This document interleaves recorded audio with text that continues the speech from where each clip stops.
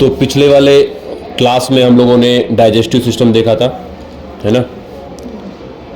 अगर digestive system में हम लोग सैलिवरी ग्लैंड की बात करते हैं तो सैलिवरी ग्लैंड कुल 2 होते हैं, पेयर फॉर्म में होते हैं, पेयर सैलिवरी ग्लैंड होते हैं जो कि सलाइवा का सिक्रीशन करते हैं, है ना। इनके अंदर ग्लैंड होता है, इरेगुलर ग्लैंड होते हैं जो कि सलाइवा का सिक्रीशन करते हैं। बाद में ये सलाइवा जो होता है उनके माउथ में आता है। कॉकरोच के टंग को हम लोग कहते हैं हाइपोफेरिंग्स। क्या बोलते हैं? हाइपोफेरिंग्स। इनके फूड एंड डाइजेशन की बात करें तो कॉकरोच सब कुछ खाता है।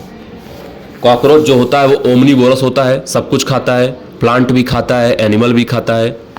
माउथ टाइप मैंने बताया था, बिटिंग एंड च्यूइंग टाइप का माउथ टाइप होता है इनका, बिट करते हैं और च्यू करते हैं, है ना। और इस तरीके से जो फूड होता है वो एलिमेंट्री कैनाल में पास होता है और अनडाइजेस्टेड फूड मटेरियल जो है वो एनस के थ्रू पास हो जाता है। एक बहुत ही इंपॉर्टेंट टर्म ऑलरेडी मैंने बता रखा है जिसको बोलते हैं हम लोग कैनिबैलिज्म। और कैनिबैलिज्म का मतलब होता है जब कोई स्पेसीज अपने ही स्पेसीज को खा जाए, तो इस प्रोसेस फिनोमेना को हम लोग बोलते हैं कैनिबैलिज्म।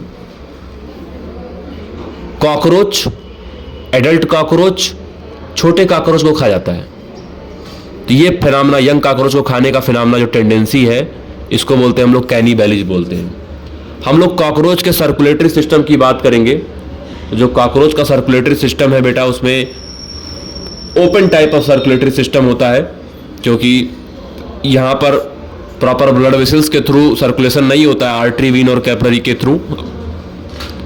कॉकरोच का ब्लड जो होता है वो कलरलेस होता है और उसके ब्लड को हम लोग कहते हैं हीमोलिम्फ। इनका जो ब्लड वेसल्स होता है डॉर्सल ब्लड वेसल होता है। हार्ट जो होता है वो डॉर्सल में होता है, डॉर्सल एओर्टा होता है। और इनके बॉडी कैविटी की, कॉकरोच की बॉडी कैविटी कहलाती है हीमोसील। तो इनका जो हीमोलिम्फ है कॉकरोच का, उसमें किसी भी तरह का कोई पिगमेंट नहीं होगा बेटा, कलरलेस होगा, बस खाली इसमें प्लाज्मा होते हैं और कुछ ब्लड के कंपोनेंट्स होते हैं, जिसको ब्लड के कंपोनेंट कह लो या ब्लड सेल कह लो या उसको आप हिमेटोसाइट्स भी कह सकते हो, जो कि न्यूट्रिएंट रिच होते हैं।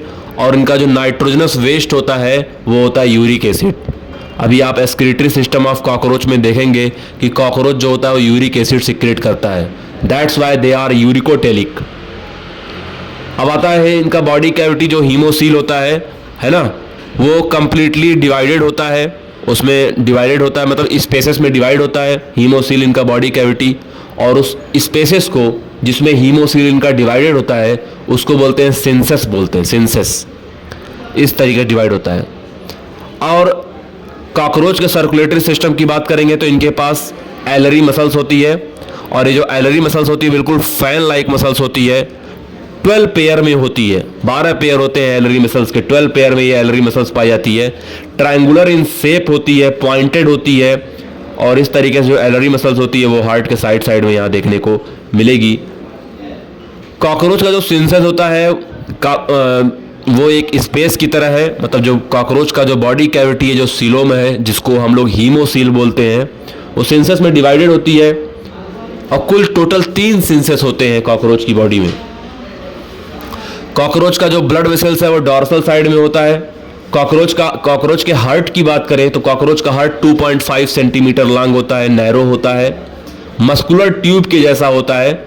और ये जो है टोटल अगर आप चैम्बर देखोगे तो 13 चैम्बर ऑफ हार्ट नजर आएंगे आपको। और जो एलरी मसल का नंबर होता है वो होता है 12, 12 पेयर होता है, 12 पेयर में होता है, इस तरीके से देखने को मिलता है। तो कॉकरोच का हार्ट है, सर्कुलेशन हो गया ओपन टाइप सर्कुलेशन, एलरी मसल के नंबर हो गए 12 पेयर, हार्ट हो गया 13 चैम्बर, ठीक है। तो ब्लड जो कॉकरोच का होता है वो सर्कुलेट करता है। कैसे सर्कुलेट करता है, ये बहुत इंपॉर्टेंट सी बात है। कॉकरोच का ब्लड स्पेस यानी कि सेंसेस से हार्ट में जाता है ना, क्योंकि इनका जो हार्ट होता है वो भी कॉन्ट्रैक्ट करता है, रिलैक्स करता है। लेकिन कॉकरोच के हार्ट में एक और एक्स्ट्रा स्टेज पाई जाती है जिसको हम लोग कहते हैं डाईस्टेसिस। तो ये चीज होती है। तो कॉकरोच में एक बात बहुत उल्टी देखने को मिलती है कि कॉकरोच का जो हार्ट होता है उसमें डाईस्टोल कंडीशन में जो एलरी मसल्स होती है वो कॉन्ट्रैक्ट करती है, और सिस्टोल कंडीशन में जो मसल्स होती है वो रिलैक्स करती है। ये एक थोड़ी सी उल्टी सी बात देखने को मिलेगी अगर आप ह्यूमन से कंपेयर करोगे तो एलरी मसल्स जो होती है वो रिलैक्स स्टेज में होती है सिस्टोल में, ये चीज़ देखने को मिलती है। और जब एलरी मसल रिलैक्स हो जाती है तो जो कॉकरोच का जो डायफ्राम है डॉर्सल में सिचुएटेड होता है, डॉर्सल एरिया में, वो कॉन्वेक्स सरफेस का हो जाता है। अगर कॉकरोच के रेस्पिरेटरी सिस्टम की बात करें तो इनमें एक पूरा ट्रैकियल सिस्टम होता है, इंटरनल रेस्पिरेटरी सिस्टम होता है, जिसको हम लोग ट्रैकियल सिस्टम भी कह सकते हैं। इससे होता क्या है, जो गैस होती है वो डायरेक्टली एयर मतलब जो है डायरेक्टली जो होती है वो टिश्यू के पास आती है और वहीं पर डायरेक्टली एक्सचेंज होता है। कॉकरोच को अपना गैसियस एक्सचेंज करने के लिए ब्लड की नीड नहीं है। हम लोगों में क्या होता है, हम लोगों में ब्लड की नीड होती है, गैसियस एक्सचेंज होता है, लेकिन कॉकरोच में डायरेक्टली टिश्यू से एयर का एक्सचेंज हो जाता है। तो कॉकरोच में वो वाली नीड नहीं है जो हमारे में अंदर नीड होती है। अब बात करते हैं जो ये जो रेस्पिरेटरी सिस्टम में जो इनका इनपुट होता है वो स्पाइरकल के थ्रू होता है, और इनके पास टोटल जो स्पाइरकल होते हैं वो होते हैं 10 स्पाइरकल्स पाए जाते हैं कॉकरोच में।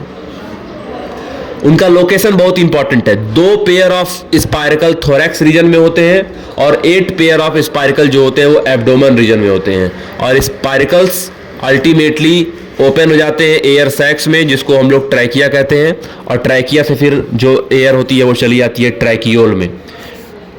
कॉकरोच के एक्सक्रीटरी सिस्टम की जब भी हम लोग बात करते हैं तो मेन जो एक्सक्रीटरी ऑर्गन होता है इनका वो मेलफिजियन ट्यूब्यूल होता है। कहाँ होता है ये मेलफिजियन ट्यूब्यूल? तो ये होता है बेटा मिड गट और हाइंड गट के जंक्शन पे होता है, यानी एलिमेंट्री कैनाल का जो मिड गट और हाइंड गट है उसके जंक्शन पे होता है। करीब करीब बेटा 150 के क्वांटिटी में मेलफिजियन ट्यूब्यूल होते हैं।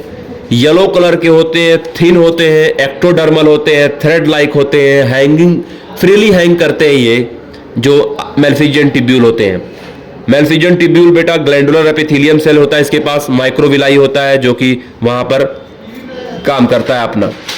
याद रखिएगा मेलफिजियन ट्यूब्यूल के अलावा भी इनके पास एक्सक्रीटरी ऑर्गन होता है। इनका एक्सक्रीटरी प्रोडक्ट जो होता है वो होता है यूरिक एसिड, इसीलिए इनको हम लोग यूरिकोटेलिक एनिमल कहते हैं, है ना। ओमनीवोरस होते हैं, यूरिकोटेलिक होते हैं, नॉक्टोर्नल होते हैं, रात में अपना आपको कॉकरोच जनरली रात में ही नजर आएंगे। तो मेलफिजियन ट्यूब्यूल के अलावा इनके पास फैट बॉडी होगा, इनके पास नेफ्रोसाइट्स होता है मेलफिजियन ट्यूब्यूल के अलावा एक्सक्रीटरी सिस्टम में, एक्सक्रीटरी में फंक्शन में रोल प्ले करने वाला। और एक स्पेशल ग्लैंड और होती है, सिर्फ मेल कॉकरोच में होती है, वो कहलाती है यूरिकोज ग्लैंड, जो कि सिर्फ मेल कॉकरोच में होती है और एक्सक्रीशन में यहाँ पे हेल्प करती है। नेफ्रोसाइट्स को यूरेट सेल्स भी बोलते हैं। तो इस तरीके से इनका जो है एक्सक्रीटरी प्रोडक्ट बाद में हीमोसील के द्वारा रिमूव कर दिया जाता है। जो नाइट्रोजनस वेस्ट है, जो यूरिक एसिड है, वो बाहर कर दिया जाता है ना। अब अगर नर्वस सिस्टम की बात करें तो कॉकरोच में कंप्लीट नर्वस सिस्टम होता है। सेंट्रल नर्वस सिस्टम भी होता है, पेरिफेरल नर्वस सिस्टम भी होता है, ऑटोनॉमिक नर्वस सिस्टम भी होता है। तो कॉकरोच का जो नर्वस सिस्टम है, अब इनवर्टिब्रेट होता है कॉकरोच, तो आपको पता होना चाहिए कि इनवर्टिब्रेट में जो नर्वस सिस्टम होते हैं, चाहे कोई भी इनवर्टिब्रेट हो, तो उनमें वेंट्रल होता है, सॉलिड होता है ना। ये फिक्स सी बात है।